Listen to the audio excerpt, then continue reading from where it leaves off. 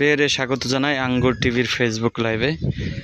দর্শক, আমি সালমান সাদিক শাওন। আমি এই মুহূর্তে আছি ময়মনসিংহের ত্রিশাল উপজেলার কানিহারি ইউনিয়নের তালতলা নামাপাড়া গ্রামে।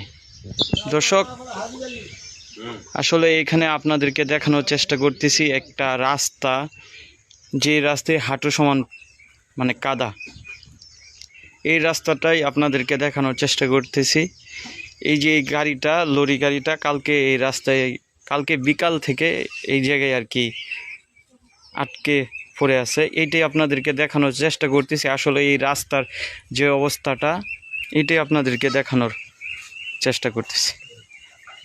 এই যে রাস্তাটা, এটা প্রায় 1.5 কিলোমিটার রাস্তা। 1.5 কিলোমিটার এলাকায় এই একই 1.5 কিলোমিটার রাস্তায় এই একই সমস্যা। এটাই আপনাদেরকে দেখানোর চেষ্টা করতেছি। আসলে এখানে 3.5 কোটি টাকা দিয়ে একটি ব্রিজ করা হয়েছে। যে ব্রিজ থেকে নামার পরে এই রাস্তা, কিন্তু রাস্তার জন্য ব্রিজটা ব্যবহার করা যাচ্ছে না। যে আমি রাস্তার সামনের দিকে আপনাদেরকে দেখাই যে আসলে কি অবস্থা। তো এলাকাবাসীর সাথে কথা বলে জানতে পারলাম এই রাস্তার জন্য তাদের এলাকার যে ছেলে মেয়েদেরকে বিয়ে দেওয়া যায় না, বা এই অসুস্থ বা প্রেগনেন্ট মহিলাদেরকে নেওয়া যায় না। স্কুল কলেজের ছাত্রছাত্রীরা এই রাস্তা দিয়ে চলাচল করতে পারে না, কোনো মালামাল আনা যায় না এই রাস্তা দিয়ে। তো এটাই আপনাদেরকে দেখানোর চেষ্টা করতেছি।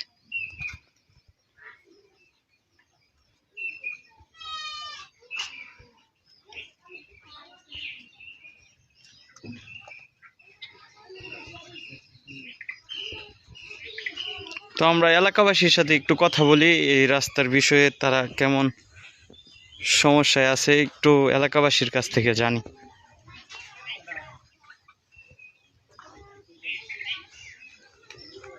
ভাই, এই যে এই রাস্তা দিয়ে আপনাদের চলাচলের কেমন অসুবিধা হয় যদি একটু বলতেন।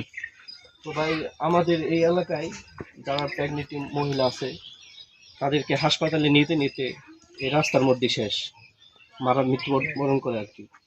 আর এখানে আমাদের ব্রিজ করা হয়েছে 3.5 কোটি টাকা দিয়ে, আপনারা দেখতেই পাচ্ছেন। তো এই ব্রিজের জন্য মানুষ কিভাবে এই ব্রিজটা পারাপারের জন্য খুব অসুবিধা। মানুষ এই রাস্তা দিয়ে চলতেই পারে না। ছেলে মেয়ে, মাদ্রাসার ছাত্র, স্কুলের ছাত্র কেউ এই রাস্তা দিয়ে চলতে পারে না। মানুষের বালি টালি বিভিন্ন খাবার এগুলো নিতে খুব কষ্ট হয় আর কি।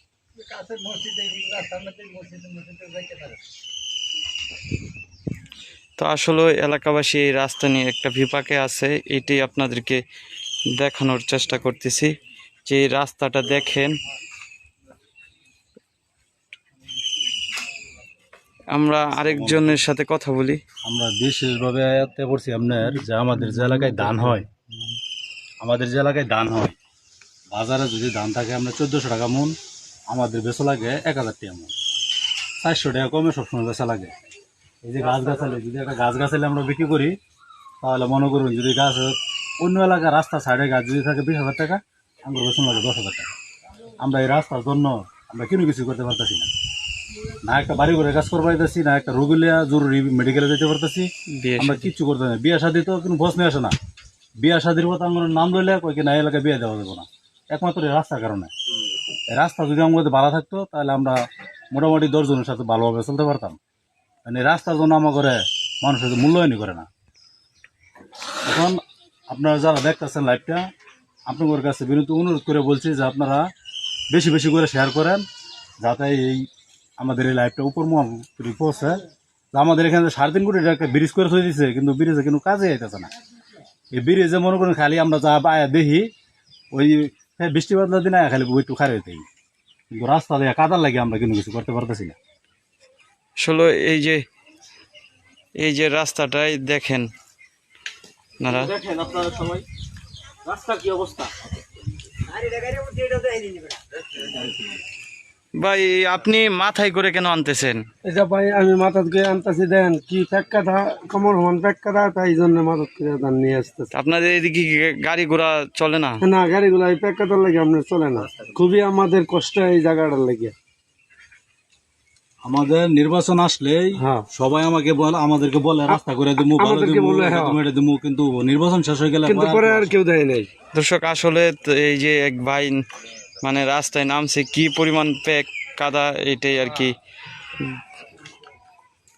কত মেম্বার কত চেয়ারম্যান গেছে, কত এমপি গেছে ৩১ সাল উপজেলাতে, সবাই প্রতিশ্রুতি দেয় কিন্তু কেউ আর প্রতিশ্রুতি রাখে নাই। এজন্য দেখেন রাস্তা কি অবস্থা।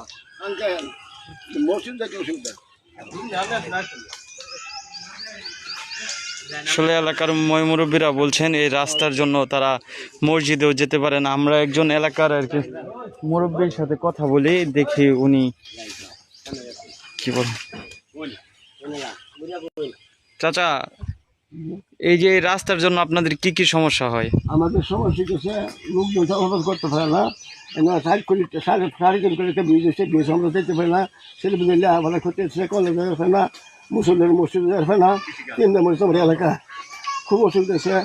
আমি একজন বয়স্ক মানুষ এবং শিক্ষক, প্রাক্তন শিক্ষক, এই হিসেবে আমি সাথে অনুদান নিলাম।